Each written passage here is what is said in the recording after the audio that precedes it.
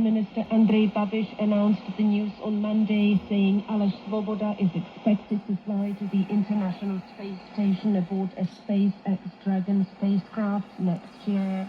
According to Svoboda, the pilot role is one of the most significant aspects of the mission. The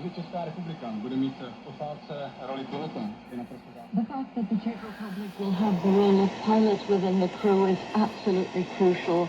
There are only around 24 crew Dragon pilots in the world, and as far as I know, only 2 of them are from Europe. A z toho z Evropy, pokud vím, jenom 2. Unlike other crew members, the pilot is directly involved in operating the spacecraft and requires much more extensive training, he says. Bude to probíhat především ve Spojených státech, je to spojené s přípravou ve SpaceX. The training will take place primarily in the United States and will involve preparation with SpaceX, NASA and other partner organizations. SpaceX is responsible because it provides the Crew Dragon spacecraft and a Falcon 9 launch vehicle, so a part of the training